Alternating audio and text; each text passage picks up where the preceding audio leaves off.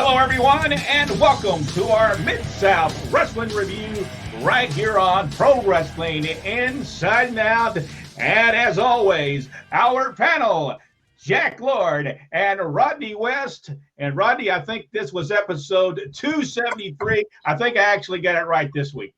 Yeah, 273 for this one. Before we get into Walo, we just got finished doing for this show. We've already finished doing the last Superdome. It was on November the 22nd, 1984, drawing around 14,000 people. Saw some of the matches. This wasn't the entire card, but Hector and Chavo Guerrero beat Master G and Brickhouse Brown. Adrian Street and Miss Linda beat Bill Dundee in a handicap match.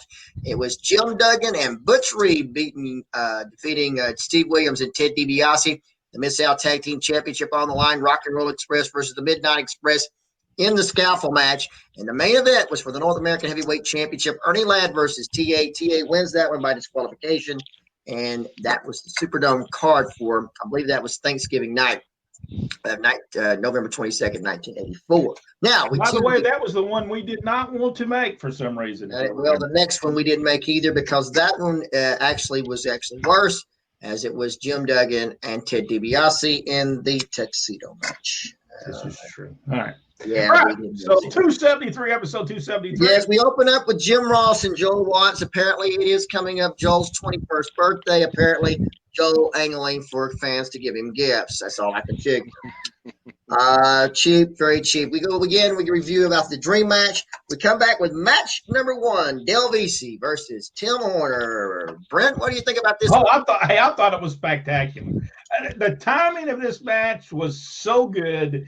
When he hit that Russian leg sweep, which I guess him and Brad had to argue about that when Brad came in, but. Because it was soon after. I don't know that he could. Well, actually, Brad was using the sleeper hold when he came. No, he used the sleeper hold at the beginning. Okay. Yeah, he used a sleeper hold, and it was the Russian foot sweep by the newly 21-year-old Joel Watts in that. Oh, that was not the Russian leg sweep. Okay. Russian foot sweep. Joel Watts. All right, Jack, what did you think about it? I thought it was good.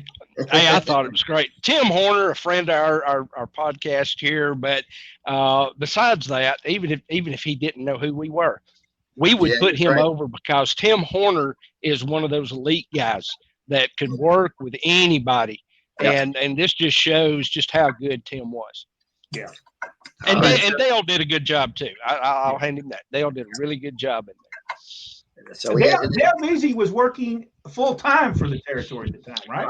I believe so. Sure was.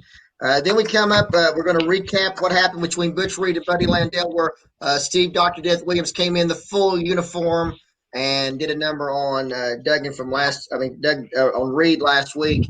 And then, of course, with Jim Duggan coming in and cleaning house with the 2x4. Match number 2 on the program was Steve Williams against Brickhouse Brown. Landell and Akbar appear at ringside with some paint, yellow paint. What did you think about this one, Jack? I knew where they were going with that when I saw the paint coming in, and I thought that was hilarious, the fact that he couldn't get the lid off. He was biting it, he was hammering it, he was doing everything, because that's a good angle. I think even at that period of time, though, it would have been the wrong kind of heat, so they played it off the right way of him not being able to do it. Right. Yeah, I enjoyed it, and the match was good as well. I thought Steve Williams, Bill Watts must have got onto him and said, "Man, when you hit the guy," because he was putting them in there. So I think they might have been some. Bill Watts might have got onto him about last week. He just needed to be consistent because he was either awful or he was pretty good, but there was never an in between. I would have settled for in between. In the end, it was Brickhouse Brown going to the second rope, coming off with a cross body. Williams catches him, goes right into the Oklahoma Stampede, and it was all over. Then, of course, it was Landell and Akbar trying to come in and give him the paint job, but in comes Reed, and the others. Reed and Duggan's out, and they cleaned house. Yeah, it was pretty good. Yeah, match number 3 had the as Boyd Pierce called them, the wrestling hacksaws. Butch Reed and Jim Duggan against Jack Victory and Dale Burnett. Brent? What do you think about this one? I enjoyed the match. I can't say I think they did better this week. I think they did a whole lot better with the punches, with the kicks, with everything they did. I thought was a whole lot better, and I love the double. The double tackle spear and I thought that, and the people went. Did you watch the people? They went nuts when they did that. It was great. Jack? Yep, I agree. Totally agree. Nothing to add to that. Well, the only thing that I disagreed with in the whole thing is Jim Ross calling them the Wrecking Crew. Did he call them that? Yes, he did. I didn't even hear the that. Real Wrecking Crew. It's very insulting. Match number 4 was for the North American Heavyweight Championship as Ernie Ladd defended against Master G. Jack, what do you think about this one? Well, it was a match.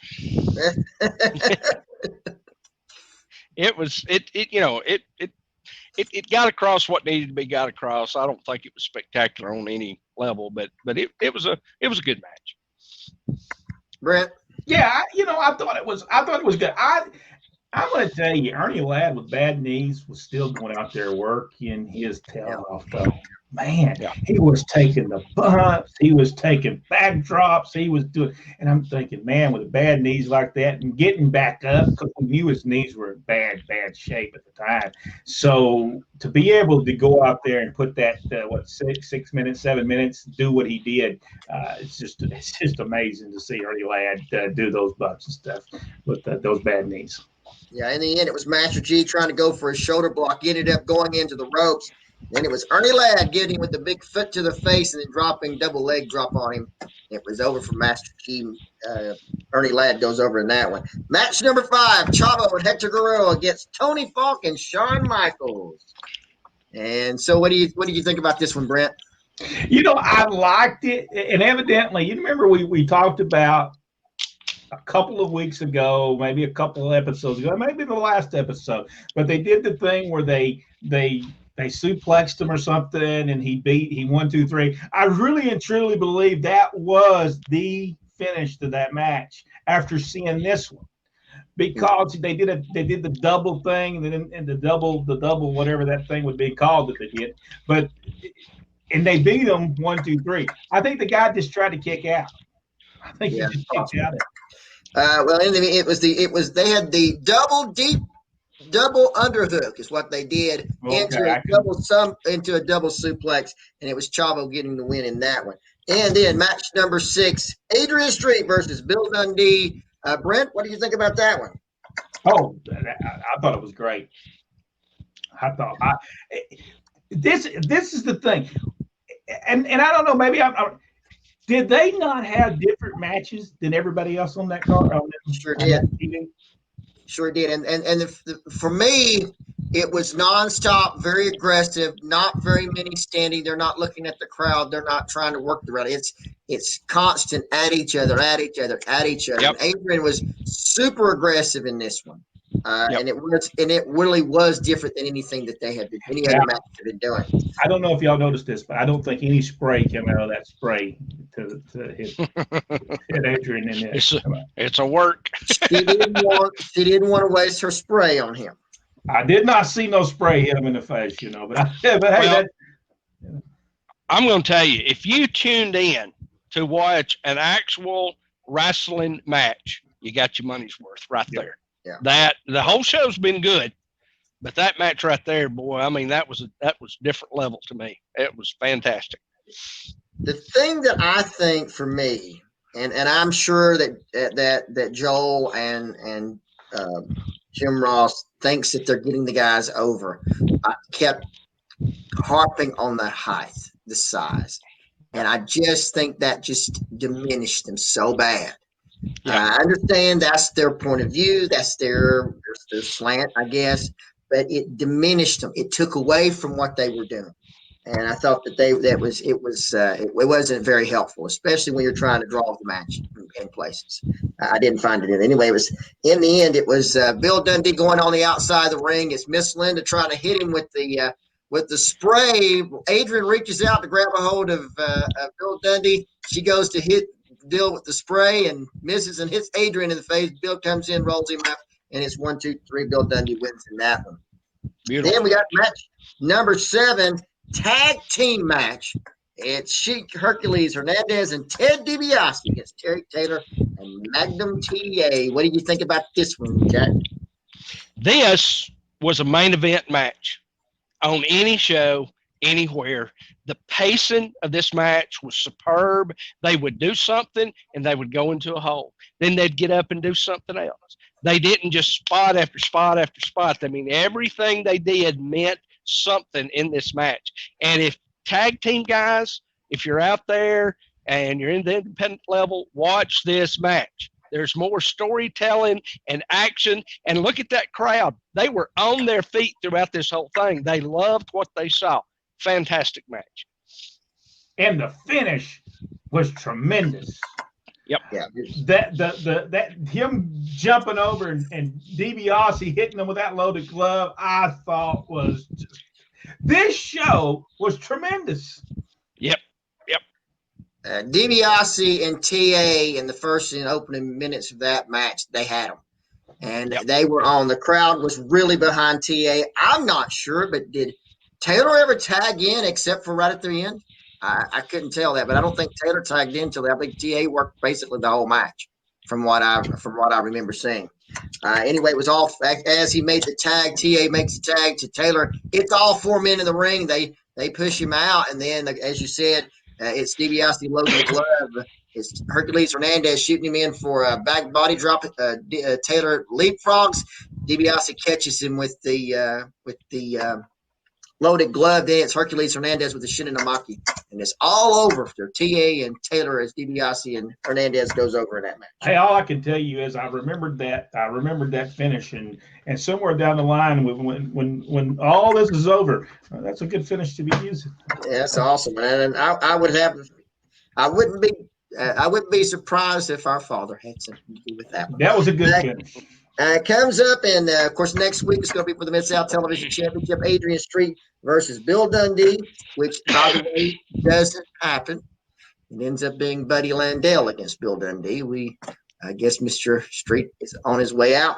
Then, of course, it's Butch Reed against Ernie Labb. Rock and Roll Express against Ted DiBiase, Hercules Hernandez. Brett Armstrong and Terry Daniels will be on the next show. And that's it.